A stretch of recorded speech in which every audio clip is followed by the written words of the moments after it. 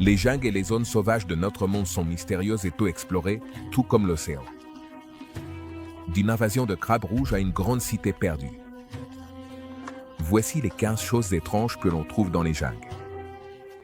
Numéro 15, la migration du crabe rouge. La plupart des gens qui se promènent dans une forêt tropicale voient des oiseaux, des insectes et des serpents, mais peu s'attendent à voir une mer de cramoisis. Mais cela se produit sur l'île Christmas. Sur ce minuscule point de l'océan Indien, plus de 40 millions de crabes rouges se lancent chaque année dans une odyssée épique. C'est un spectacle si extraordinaire que même les scientifiques sont fascinés par ce phénomène. Chaque année, les crabes s'aventurent plus loin hors de la forêt et s'approchent des eaux. Mais pourquoi ces créatures font-elles cela exactement? Eh bien, c'est une question de calendrier et de cycle de vie. La migration coïncide avec le début de la saison des pluies et le calendrier lunaire, ce qui se produit généralement en octobre ou en novembre.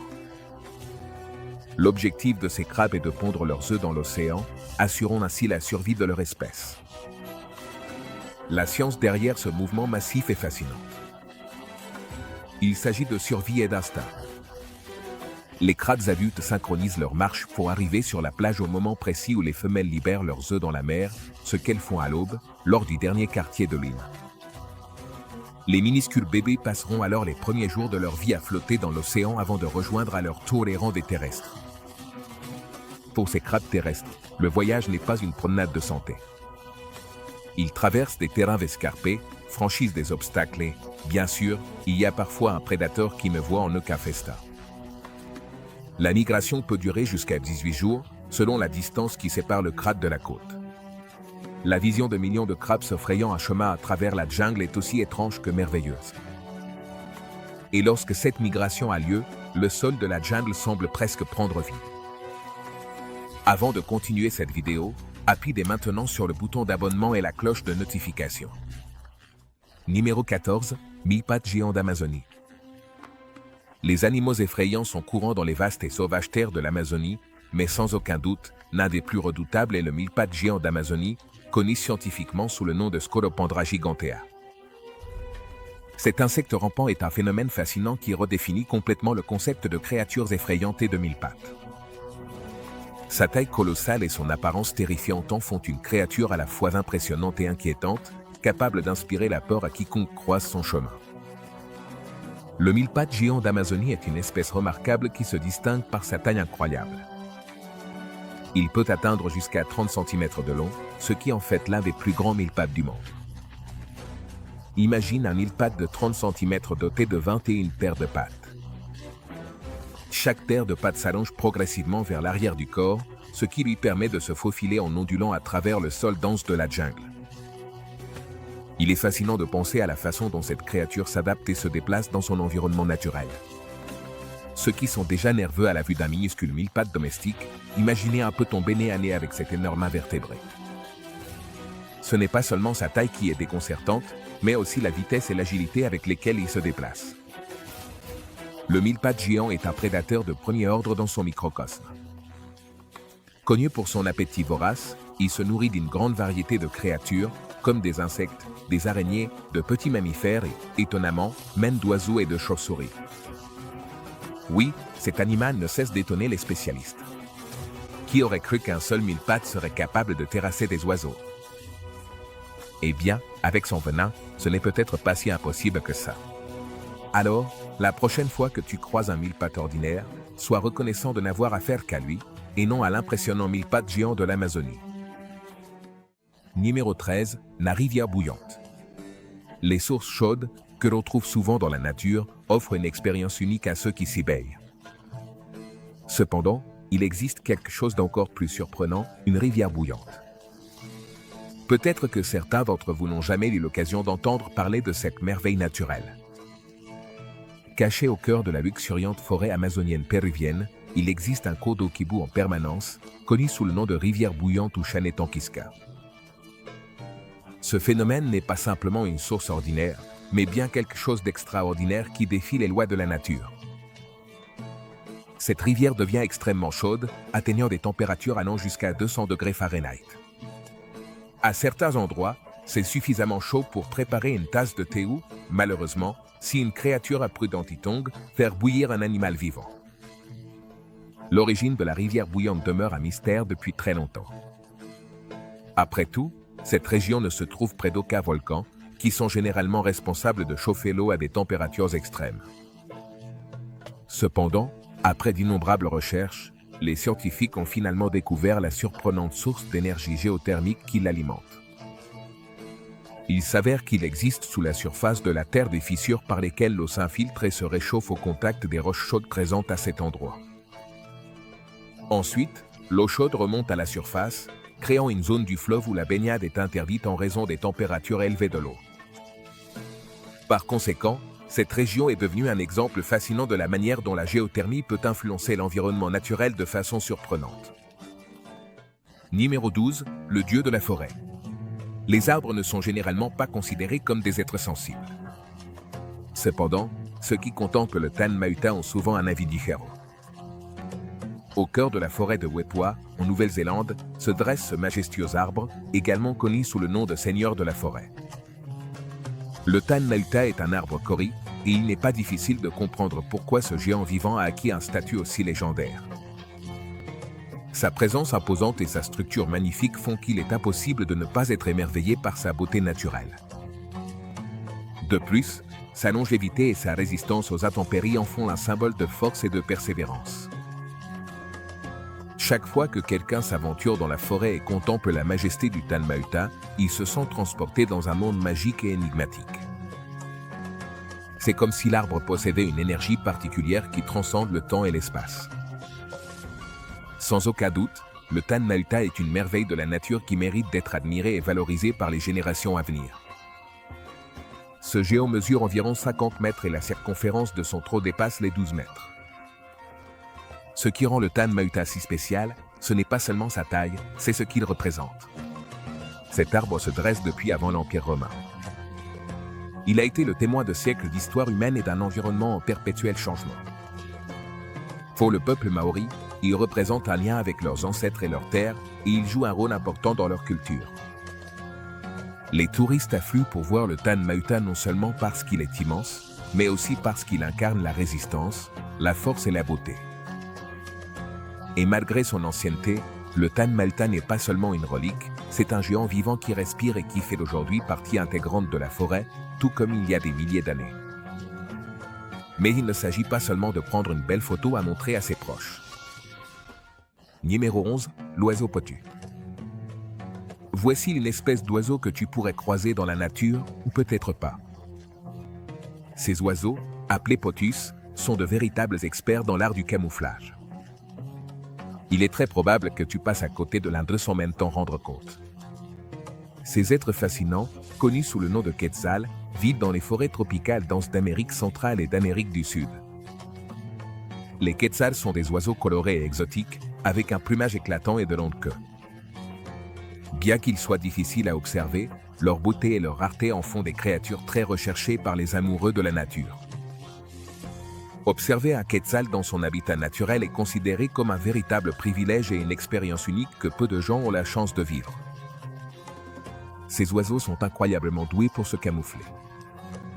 Il existe de nombreuses espèces de ces oiseaux discrets, chacune avec des caractéristiques distinctives, mais toutes possèdent un regard sauvage et perçant qui les rend uniques. Elles gardent souvent les yeux fermés pendant la journée, se faisant passer pour des morceaux de bois. Mais ce qu'il y a de plus étrange chez cette créature, c'est son cri, souvent décrit comme effrayant et troublant. Certains disent que cela ressemble au cri d'une âme perdue errant dans l'obscurité, une flamme déchirante qui enveloppe l'atmosphère et donne des frissons à ceux qui l'entendent. La mélodie sombre et lugubre de sa voix pénètre au plus profond de la nuit, créant un sentiment d'intrigue et de crainte chez ceux qui ont le malheur d'y assister. C'est comme si la terreur elle-même devenait audible, déclenchant une angoisse indescriptible dans le cœur de ceux qui ont le malheur de se trouver à proximité. Quelle véritable peur cette créature provoque-t-elle avec son appel si bouleversant? Numéro 10, la plus petite grenouille du monde. Voici la plus petite grenouille du monde, et elle porte bien son nom. Cette petite grenouille, connue sous le nom de Pedophrina moensi, est si minuscule qu'elle pourrait tenir confortablement sur l'ongle de ton doigt, et il resterait encore de la place. Même si sa taille peut te faire douter d'avoir tout vu, Cette créature est un exemple fascinant de la diversité de la vie sur notre planète. Son habitat se trouve dans la litière de feuilles, un foyer abondant dans les forêts tropicales de Papouasie-Nouvelle-Guinée, où elle se camoufle parfaitement parmi les feuilles et les autres éléments naturels. Ces créatures fascinantes profitent généralement de leur couleur et de leur taille pour rester pratiquement invisibles aux yeux de leurs prédateurs. Grâce à leurs tâches complexes, il leur est extrêmement facile de se cacher parmi les buissons et les feuilles. La pédophrine amoancie adulte, à la surprise de beaucoup, atteint des dimensions étonnantes de 7,7 mm. Oui, tu as bien eu, des millimètres. Sa taille minuscule a provoqué une véritable révolution dans le monde scientifique lorsqu'elle a été découverte pour la première fois en 2012, car trouver quelque chose d'aussi minuscule n'est pas vraiment courant. Ces grenouilles ont un cri distinctif qui ressemble à celui d'un insecte aigu. De plus, contrairement à d'autres grenouilles ayant le même cycle de vie, ces espèces le font d'une manière totalement différente. Contrairement à de nombreuses grenouilles qui passent par une phase de tétard, la pédophrine amoancie éclot directement sous forme d'adulte miniature. Oui, tu as bien lu. Cette espèce ne passe pas par l'étape de tétard. Elles sautent complètement cette partie et deviennent directement des adultes pleinement développés. Imagine ça, des grenouilles adultes, mais vraiment minuscules. Numéro 9, la fleur cadavre. Voici la fleur cadavre. Et croyez-moi, il y a une raison pour laquelle elle porte ce nom. Tout d'abord, où peut-on trouver une telle curiosité? Appelée Bloom, la fleur cadavre est originaire des forêts tropicales de Sumatra, en Indonésie. Cette plante est célèbre pour dégager une odeur franchement similaire à celle de la viande pourrie. Dégoûtant, n'est-ce pas? Mais il y a une méthode derrière cette folie. L'odeur nauséabonde de la fleur est en réalité une façon ingénieuse d'attirer des pollinisateurs comme les coléoptères nécrophages et les mouches à viande, qui raffolent de ce genre de choses. Imagine que tu te promènes dans la jungle indonésienne et que, tout à coup, tu sens quelque chose de répugnant. Vous pourriez penser que vous êtes près d'un cadavre en décomposition, mais en réalité, vous êtes simplement à côté d'une fleur en pleine floraison. La fleur cadavre peut atteindre la taille d'une personne et possède une couleur cramoisie profonde qui lui donne vraiment l'air de venir tout droit de l'ère des dinosaures. La voir peut être assez impressionnant, mais même si vous tentez votre chance et partez explorer la nature indonésienne, rien ne garantit que vous verrez ces fleurs en pleine floraison. Après tout, il leur faut parfois jusqu'à 7 ans pour fleurir pour la première fois et, par la suite, elles ne fleurissent peut-être que tous les quelques années. Et lorsqu'elles décident de s'ouvrir, le spectacle ne dure que 24 à 48 heures. Malgré l'odeur, les gens affluent pour voir cette fleur éclore. C'est un événement annuel très attendu qui suscite la curiosité et l'intérêt de nombreux visiteurs. Cette fleur est unique par sa beauté et son parfum. Chaque année, elle attire l'attention des médias et des amoureux de la nature. Sa floraison est un phénomène fascinant qui captive tous ceux qui y assistent. C'est une expérience sensorielle inoubliable, aussi bien visuelle qu'olfactive. Numéro 8, la sangsue rouge géante de Kinabalu.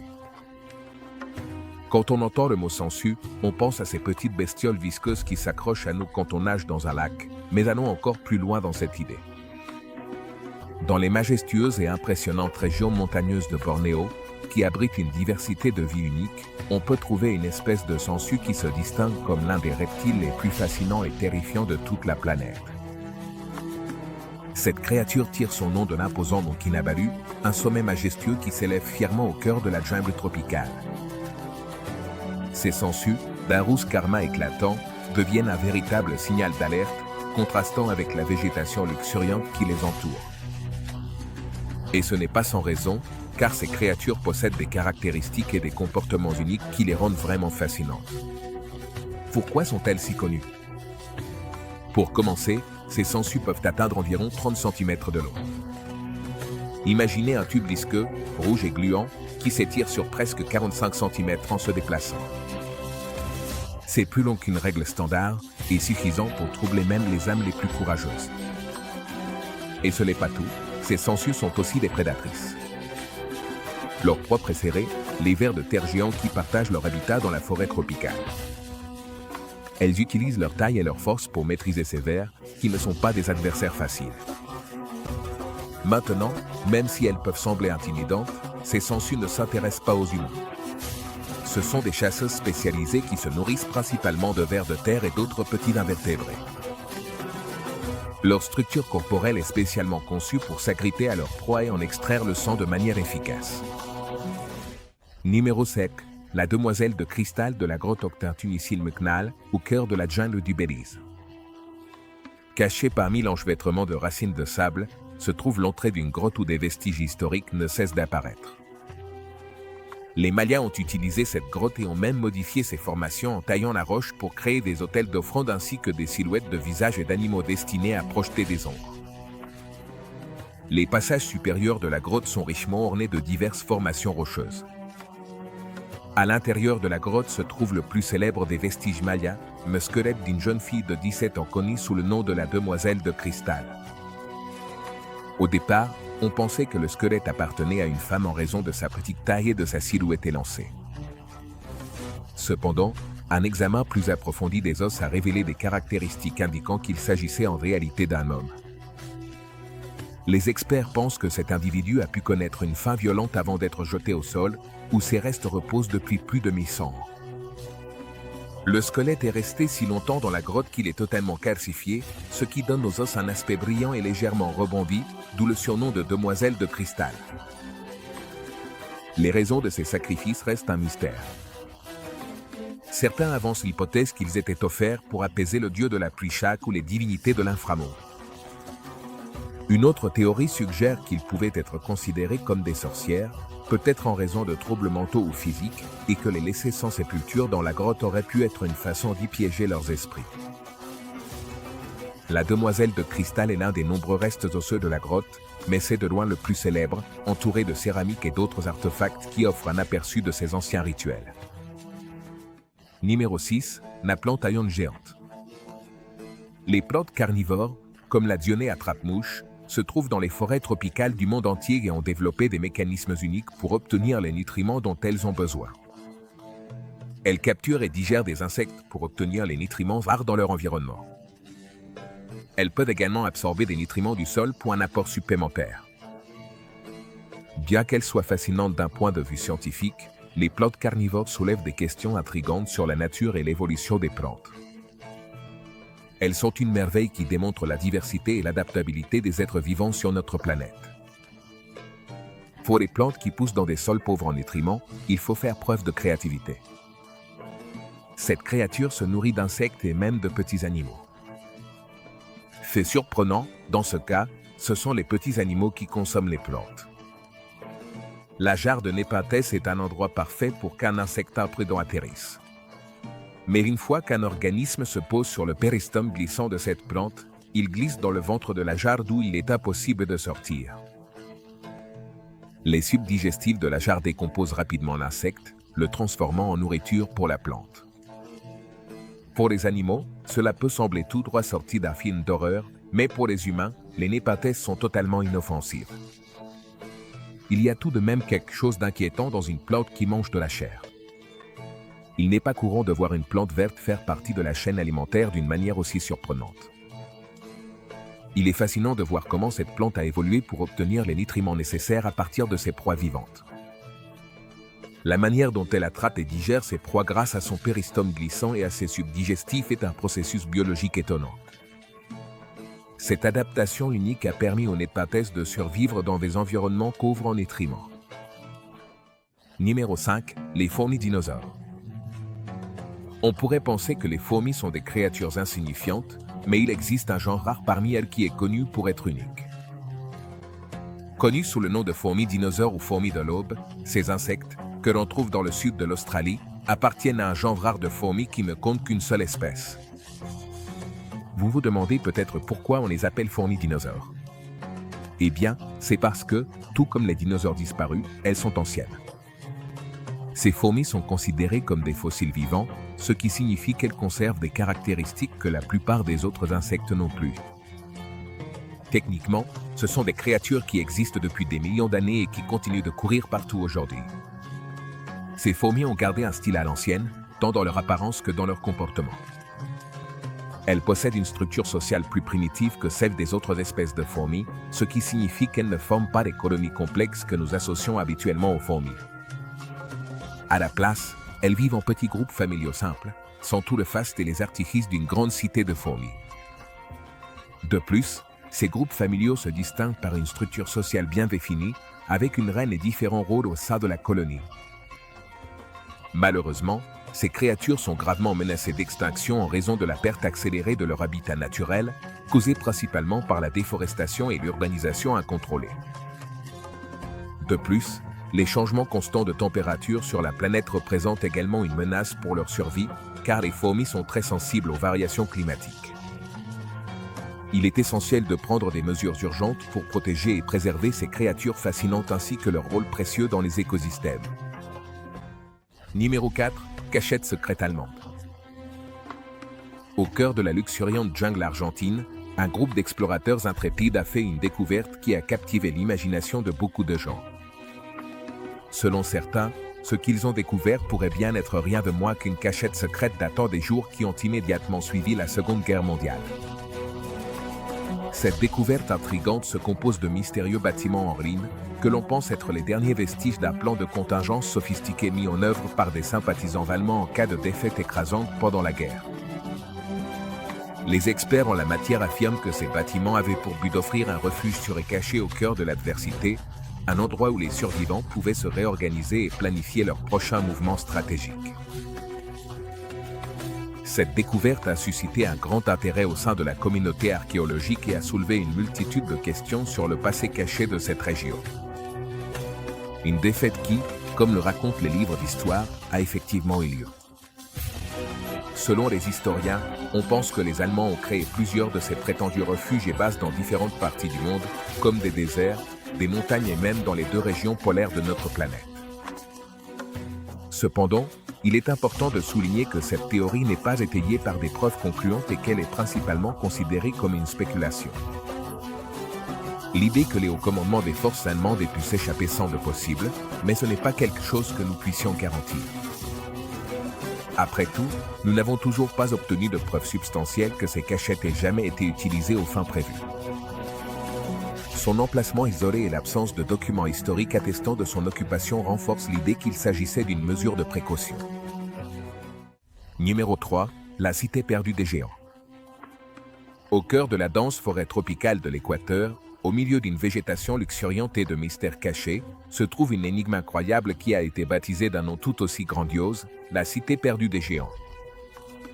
Ce fascinant site archéologique a attiré l'attention du public dès le moment où une équipe d'explorateurs s'est aventurée dans la jungle équatorienne et a révélé la découverte d'une série de structures imposantes qui pourraient remettre en question et reconsidérer une grande partie de ce que nous pensions savoir sur notre histoire. Le nom du site, inspiré par les traditions locales et par la grandeur des artefacts découverts, évoque la magnificence et le mystère qui entourent ce lieu unique. Le terme « géant » est utilisé en raison de la taille des objets mis au jour, comme d'énormes formations de pierres et des outils surdimensionnés. Ces objets suggèrent l'existence d'un peuple jusqu'alors inconnu, possédant peut-être une stature remarquablement grande ou des compétences de construction avancées. L'histoire de cette cité perdue reste incertaine et c'est toujours l'objet de débats. Certains passionnés croient fermement que le site pourrait être la preuve d'une civilisation précolombienne oubliée, capable de construire une architecture monumentale et historiquement importante. D'un autre côté, il y a aussi des sceptiques qui soutiennent que sans preuve concrète ni appui académique, il est impossible de connaître la véritable histoire de ce mystère. Ce manque de preuves irréfutables a engendré un échange d'opinions prolongé et passionné entre les 2 camps, alimentant encore davantage l'énigme qui entoure cette cité perdue. Numéro 2. Des bâtiments futuristes. Imagine que tu traverses la dense et vibrante jungle amazonienne sans t'attendre à autre chose que de la nature et des arbres luxuriants.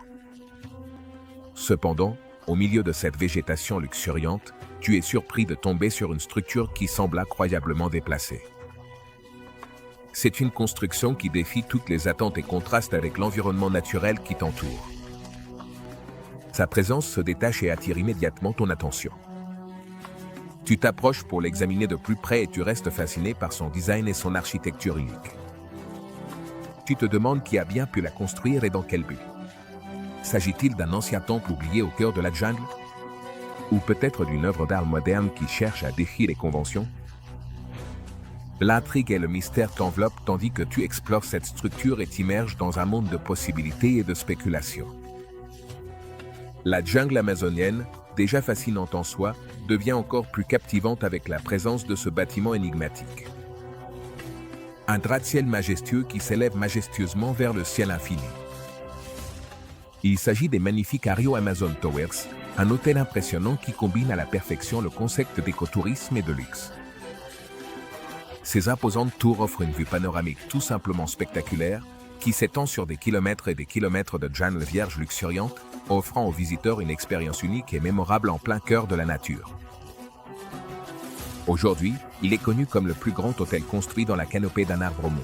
Cet hôtel permet à ses hôtes de nager avec des dauphins roses rares, de se promener dans la forêt tropicale et de se détendre dans un luxe absolu, même en étant au milieu de nulle part. Est-ce que l'un d'entre vous y est déjà allé? Si c'est le cas, j'aimerais connaître votre expérience. Numéro 1, le crabe de cocotier. Jetez un œil à ces créatures. Il n'est pas courant de voir des crabes aussi imposants. Ce sont des crabes de cocotier, les plus grands arthropodes terrestres de la planète. Un seul peut peser jusqu'à 4 kg, soit le même poids qu'un nouveau-né. De plus, ces créatures peuvent mesurer plus d'1 mètre d'envergure. Elles errent dans les zones sauvages de l'Indo-Pacifique. Et si tu prévois de t'approcher de ces créatures, il vaut mieux faire attention. Ces crabes ont une mâchoire très puissante et sont connus pour grimper aux arbres afin de s'emparer d'une noix de coco fraîche, aussi facilement qu'une personne pèle une orange. Et laissez-moi vous dire que ces crabes mangent tout ce qu'ils attrapent avec leurs pinces. Mais ce qui distingue vraiment ces crabes, c'est leur mode de vie terrestre. Contrairement à leurs cousins océaniques, les crabes de cocotier passent la majeure partie de leur vie sur la terre ferme. Ils ont l'astuce ingénieuse de respirer de l'air grâce à des organes spéciaux appelés poumons branchiostégaux, qui sont une sorte de croisement entre des branchies et des poumons. Cela signifie qu'ils ne peuvent rester sous l'eau que pendant une courte période avant de commencer à s'asphyxier. Oui, tu as bien entendu. Un crabe qui peut se noyer. J'imagine qu'ils seraient des créatures bien trop puissantes s'ils pouvaient passer beaucoup de temps sous l'eau. Après tout, ces voraces mangeurs peuvent rapidement détruire un écosystème parfaitement équilibré. Merci de nous avoir regardés. À la prochaine.